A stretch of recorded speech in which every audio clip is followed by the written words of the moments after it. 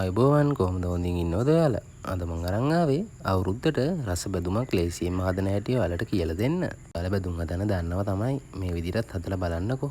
හරිම රසයි. බැදුම බෙදලා තියෙන එක කන්න හිතන්න එපා හොඳද? දැන් ඔන්න ඔය විදිහට බැදුමක් හොඳට කවලම් කරගෙන හදන්න තමයි තියෙන්නේ. අද මේ මොකද දාන අමුද්‍රව්‍ය පෙන්වන්නේ නැත්තේ කියලාද බලන්නේ?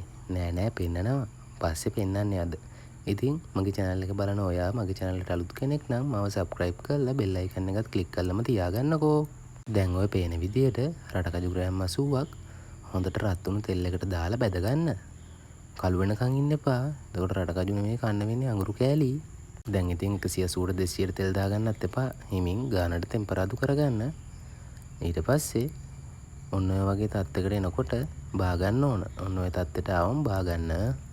ඔය විදියට පේන විදියටම වැඩේ කරගත්තම හරිම ලේසියි. ඊට පස්සේ මම දාන්න යන්නේ රම්පකොළ. රම්පකොළ ගෙදර නැත්තම් මේකට මුරුංග කොළ, කතර මුරුංග කොළ ඒ වගේවත් දාගන්න පුළුවන්. දැන් ඔය ටිකත් හොඳට ටෙම්පරාදු වුණාට පස්සේ, ඒ කියන්නේ බැදුනට පස්සේ ලිපෙන් බා ගන්නකෝ. දැන් ඔය කරපුංච කොළ පොඩ්ඩක් තමයි දාන්නේ. කරපුංච නම් කොච්චර තිබුණත් කමන්නේ හොඳට දාගන්න. මම වගේ වතුරත් එක්ක දාගන්න එපා. තෙල් ටික බොබ් ගාලා එළියට පණීවි. දැන් ඒ ටිකත් බහගත්තට පස්සේ මැගි නූඩල්ස් පැකට් එකක් කඩලා අරගෙන කුඩු කරලා ඔන්න ඔය වගේ තෙලට දාලා පැද ගන්න. ඒක නම් ඉතින් ආයි දැම්ම අනිත් පැත්තට ගත්තා වගේ තමයි. නැත්තම් කළු වෙනවා. ඔය මගෙත් ටිකක් කළු වීගෙන ආපු හින්දා මං ටක් ගාලා බාගත්තා. බාලා ඒකත් හොඳට තෙල් ටික උරන්න සර්වියට් පේපර් එකක් උඩට හරි තෙල් කොලයක් උඩට හරි දාගන්න. දැන් ඔය පේන විදියට බීලුණු ගෙඩි දෙකක් විතර අරගෙන හොඳට පොඩියට කපාගෙන ඒකත් තෙල් එකට දාගන්නකෝ. දැන් ඉතින් අහන්න එපා අවුරුද්දට කැවිලි හදන්න නැතුව බැදුමක් හදන විදිහද කියලා දෙන්න කියලා. ඇයි අවුරුද්දට බැදුමක් හදාගත්තොත් නරකද? කැවිලි හදන විදිහත් කියලා දෙන්නම්. පොඩ්ඩක් ඉන්නකෝ.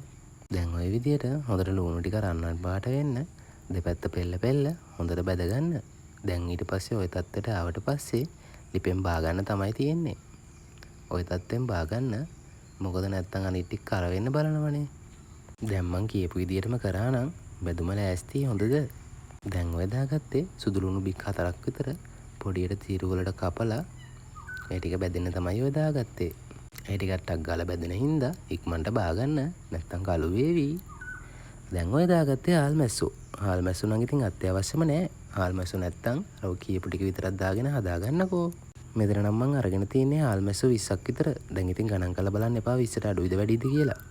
දැන් ওই ටික ඔක්කොම බැදගත්තට පස්සේ හොඳ ඉඩ තියෙන භාජනයකට ඔය ඔක්කොම ටික දාලා කෑලි මිරිස් තේ හැඳි භාගෙකුයි ගම් මිරිස් කුඩු තේ හැඳි භාගෙකුයි දාලා ලුණු කුඩු ටිකකුත් මතක ඇතුව දාන්න. ලුණු නම් රස හැටියට එකතු කරගන්න රස බලලා හොඳට කවලම් කරගන්න. ඊට පස්සේ ගම් මිරිස් ටිකකුත් මතක ඇතුව දාගන්න. දැන් ඉතින් ඔයාලා මං කියපු විදිහටම හදාගත්තා නම් රසවත් බැදුමක් ඔයාලට ලැබිලා ඇති. ඔය ටික හොඳට දාලා කවලම් කරගෙන ඊට පස්සේ කන්න තමයි තියෙන්නේ. අවුරුද්දට අරන් තියාගන්න.